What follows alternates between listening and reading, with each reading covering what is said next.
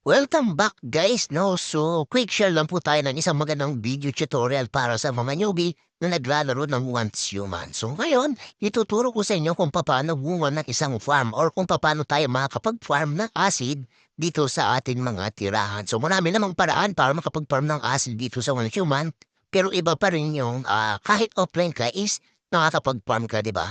So una-una, may mga bagay na dapat tayo i-consider. First is, dapat nasa lugar ka na kung saan polluted. Malalaman mo na polluted yung area mo kapag tingin ng bag mo ay may mga numero na kagaya niyan. Minsan pa iba-iba yan guys, no? Then pangalawa is na-unlock mo na itong mga bagay na to sa mimetics mo, no? Unang-unang bagay na dapat na-unlock na natin is meron tayong water pump kagaya nito. Itong malaking water pump, yan. At itong maliit na water pump. Yan, kasi kakailanganin natin yan. Tapos, na-unlock na rin natin itong large water filter. At meron na rin po tayong water tank kagaya nito. Then, brewing barrel. At meron na rin po tayong mga source of energy kagaya ng solar panel or generator. So, kailangan na-unlock na natin yung mga yan. Ngayon, kailangan na natin ilagay lahat ang mga yan. So, sa paglalagay guys ng water pump na malaki, kailangan nasa lupa siya. Huwag nyo siyang ilalagay sa malapit sa tubig or sa tubig. Kasi ang gusto nating sipsipin is polluted water, hindi po dirty water. Yung polluted water po, ito po yung ginagawang impure acid, no? Itong dirty water naman, ito naman yung ginagawang purified water.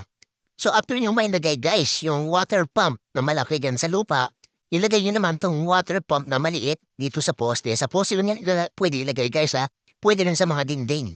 No? Then, ilagay nyo rin tong, nasunod yan, ilagay nyo tong water filter dito. Then, water tank dito. So bago yan, maglagay pa tayo ng isang water tank dito sa taas. So pwede kahit saan, basta importante, nasa bandang taas siya, no? So ayan, kagaya nito akin. So sobrang taas yung sa akin. Nasa pinapataas ng water tank. So kailangan natin guys, uulitin ko na ang mga kakailanganin natin una is dapat meron tayong water pump na malaki. Meron tayong water pump na maliit. Meron tayong isang filter. Sa paggawa ng impure acid, unahin natin yung impure acid guys Meron tayong water tank na malaki kasi ang ingredient ng pure acid ay ito. So ayan, purified water impure acid. So ngayon, ituturo ko muna sa inyo kung paano gumawa ng impure acid bago ang purified water. So ayan, kapag nailagay na natin na yun, ganyan guys, i-connect na natin tong mga device natin sa source of energy. Ang i-connect lang natin guys sa source of energy natin, itong dalawang power pump, yung malaki at maliit. So akin nakakonect na, so hindi ko na-connect. So ganyan lang ngayon, nakakonect na siya sa generator ka doon sa control sa solar panel natin. Sa pag-connect, madali lang guys, sa mga hindi nakakaalam, click mo yung build, territory, then, click mo tong press and hold for management. Ayan, may water pipe, may wire. So, ayan. Tapos, halimbawa, wire, ikakonek. Ayan, makikita niya na yan, no? Kulay green. So, dadalhin mo na siya doon, itatapat mo na siya doon sa gusto mong i-connect. Ayan, di ba? Sabihin niya na pag-connect, guys, okay? So, ngayon, once na nakaposisyon na yung mga device natin, guys, nakaposisyon na rin yung water tank natin na ganito, ang una yung gagawin is, i-connect natin tong water pump na malaki, itong dalawang water pump na malaki na yan, dito sa ating water pump na maliit. Okay? So, gawin na natin. So, click territory, press hold management, water pipe, syempre, tubo yung gagamitin natin. I-connect natin siya doon. Yan. Then, yung isa naman, press and hold for management, click water pipe, then i-connect ulit natin siya doon. Yan, tatapat yun lang siya ganyan. Ayan, may kanya, may ilaw yung small water pump natin. So, yan. So, yun ang natin ginawa guys. Kinonect natin yung malaking water pump sa small water pump. Bakit? Kasi nga, nasa taas yung water tank natin. So, kailangan natin ng water pump na ihigop dito sa tubig dito, papunta doon sa taas. Ngayon, pagka tayo dito sa taas, sige, ito lang yung katarisan ha. Itindihan nyo guys na buti naman din na pwede yung i-post, i-request nyo lang yung video. Ngayon, pag nakakonect na, dito sa small water pump natin, itong small water pump naman natin, i-connect natin doon sa isang water tank sa taas. So, na ito yung gagawin natin na yan. Patapatan natin siya dyan. Tapat. Okay, tuwapat ka naman. Ayan. Press and hold for management. Water pipe. I-connect natin siya doon sa water tank sa taas. So, para makita natin Yung sa akin guys, sobrang taas yan Nasa sa inyo na yan kung paano nyo iaangat yung isang water tank no, kagaya nito. Sa akin gusto ko lang dito sa taas para hindi ma-skip sa baba. So ayan. Then press build. So ngayon, connected na yung pipe natin from small water pump dito sa ating water tank. Ngayon naman, ang gagawin nyo guys, i-connect naman natin itong water tank na to guys doon sa filter natin. So territory, click build territory, press and hold management, water pipe uli. Bababa na naman tayo ng hagdanan, dala-dala natin yung tubo. Di ba nakakatawa to guys ng survival game? Landam na landam mo yung pagiging survival nito guys. Ikaw connect nyo naman to dito sa ating filter. Ayan, yung filter sa likod, ayan. So ayan, connect, click build. Kung naitapat nyo na sa filter, automatic na yan.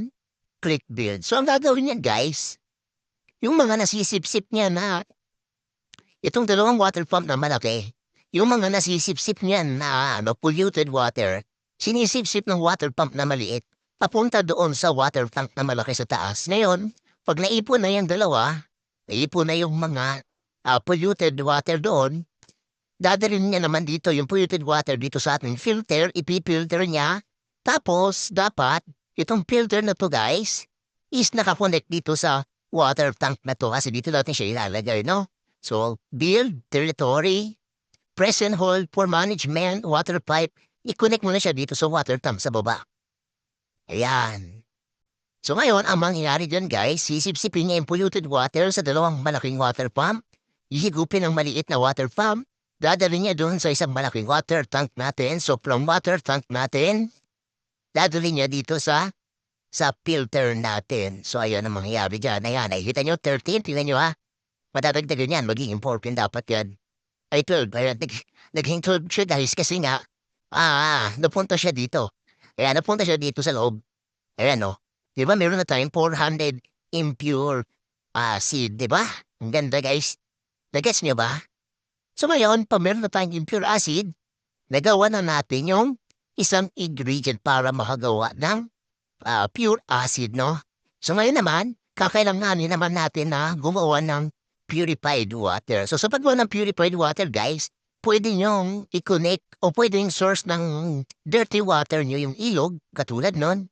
Pwede kayong gumamit ng water pump, ilagay doon, tapos i-connect nyo dito sa filter. Pero pwede rin na ganito yung katulad na ginawa ko, guys. Ito yung ginawa ko ng source of water. Ayun, no? So itong guwa pa ng rainwater collection, ibig sabihin, tuwing umuulan, kinopalek natin yung mga tubig na yan. Tapos, ine-diretso natin sa filter. Then, after ng filter, ipipilter niya, dadalhin niya naman dito sa isang water tank na kung saan magiging purified water siya. So, minsan mapapansin nyo, merong kasaling impure acid dyan kasi nga, halimbawa, polluted yung hangin or polluted yung ulan. So, nakukuha niya rin yun, guys. No? Pero konti lang. So, yan ang, kaya po sila kaya po sila, actually, guys, pwede naman gumamit ng water pump, yan. Ilagay ko dun sa ilog na yun. Ilagay ko sa tubig na yun. So, makukuha niya is dirty water. Kaya lang, guys, nagtitipid kasi ako sa resources kasi gusto ko mas marami ako makuha impure acid. So, lahat ng aking water pump, ginilagay ko muna para pang farm ng impure acid. So, ang ginamit ko dito is itong rainwater collection na yun. So, ulitin ko sa pag-farm ng purified water ay ng dirty water, gumamit po tayo ng rainwater collection.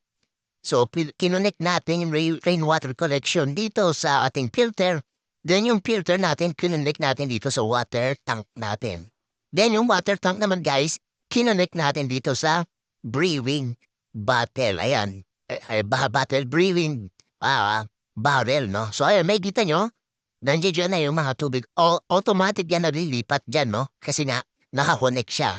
Itong naman natin, itong impure acid natin, guys, hindi natin pwede i-connect dito. Kasi hindi siya automatic na lumilipat. So, ang nangyayari dito sa farming system natin is semi-automatic. So, hindi siya matatawag na automatic talaga. Kasi nga, manually mo kukunin itong mga to, katulad nito, kukunin mo yan, manually. Then, ilalagay mo siya dito sa brewing barrel. Kasi wala siyang guys. Anong tawag dyan? Wala siyang function, guys, na kung saan pwede tayo automatic na malilipat siya dito. No? Hindi kagaya ng water natin, itong purified water natin, may function siya na lilipat. So ito, water tank na po itong impure acid natin kahit connect ko siya dito sa brewing water. So, as a brewing barrel, hindi siya malilipat. So, dapat guys, siyempre, kung niyo alimutan na dapat itong mga filter natin, yung mga filter na yan, itong mga motors natin, kailangan nakakonect yan dito sa ating mga, ano natin, na tawag yan, ito. Dito sa ating mga source of energy, solar, or after ng solar is yung, anong tawag yan? Yung generator natin, no? So, sa future, gagawa pa tayo ng mga video. So, ang gamit natin dito ng generator, guys, ito. Ayan.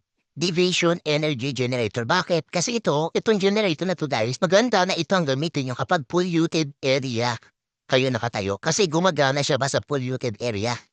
So, yun yung maganda dyan, guys. Hindi nyo na kailangan ng mga gasoline or any resources para gumana. Hindi katulad ng ibang marami kasing generator dito, guys. So, suggest ko sa inyo na itry nyo, pagsikapan nyo na ma-unlock tong Division Energy Generator. So, ganyan lang katulad, guys, paano gumawa ng pure acid. So, makikita nyo, meron na tayo ditong pure acid, di ba? So, hope na matulong sa inyo itong simpleng video natin, guys, no? Lalo-lalo na sa mga newbie at baguhan na naglalaro ng Once Human mobile version. Sa future, mag-upload pa tayo ng mga simpleng video tutorial na makapatulong sa atin kagaya ng kung paano tayo lumakas. Di ba kung saan tayo makakuha ng mga magandang modification. So ngayon kasi guys, medyo nalilito pa tayo sa mga lugar so hindi muna ako gagawa ng mga ganon kasi para once na may magtanong, baka hindi ko masagot at mabuli pa tayo. No? So tsaka natin sa gagawa ng mga tutorial na yan, yung mga tayo natin sagutin. Hope nakatulong sa inyo guys sa mga hindi pa nakapag-subscribe and follow sa atin is mag-subscribe and mag-follow na guys para updated kayo sa mga future video na ma-upload natin na somewhat makakatulong sa inyo sa paglalaro ng Once Human.